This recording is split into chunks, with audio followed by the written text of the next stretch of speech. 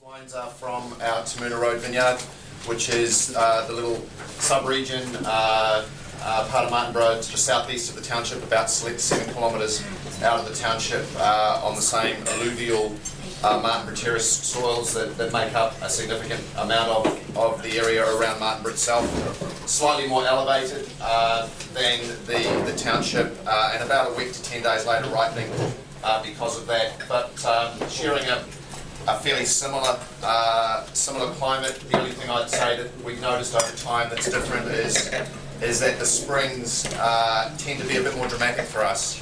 So that tends to push flowering sometimes 2 to 2.5 weeks later in the township, but by the time we get to harvest, we caught up about half of that. So it's that period in the spring that tends to put everything a little bit later, but otherwise fairly similar environmentally to the township.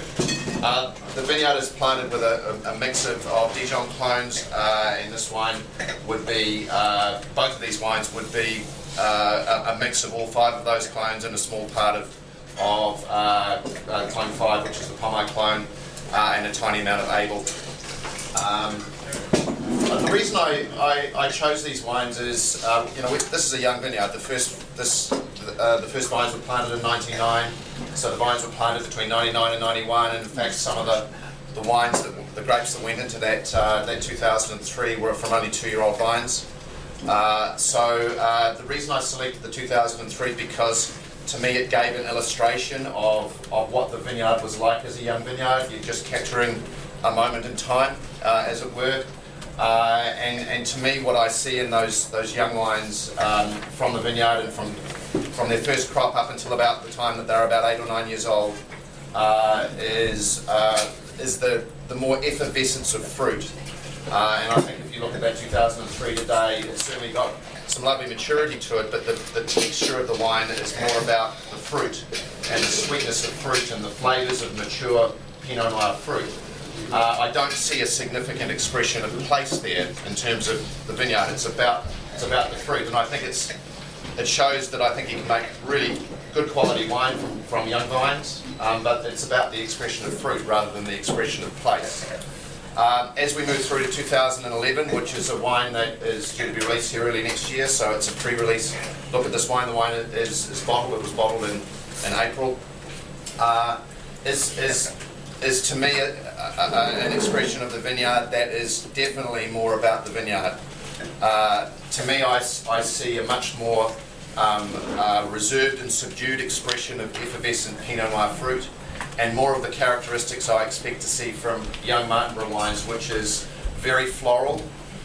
So the characteristics of the aroma are very floral in their youth that become lovely and foresty when the wine gets old.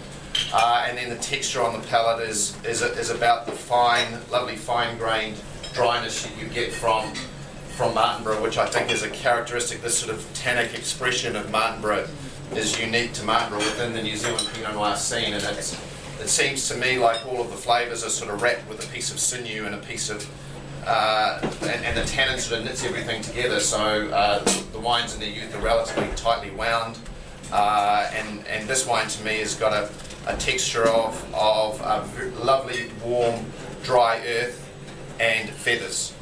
It has this lovely feathery feel all the way through the palate, and that is the sort of impression, that the lasting impression to me is one of feathers. So that's the reason why I chose the 2 different wines, is to have a look at a moment in time of two different stages of the growth of this vineyard. From a winemaking point of view, not much has changed. We have become probably a little more grown up as we've moved through the expression of Martinborough, as we've got to understand the vineyard and the realisation that the sort of translucence of Pinot is the most important thing. And if anything, our wines are probably more medium-bodied and finer now than they were in their youth, which were more full-bodied and richer.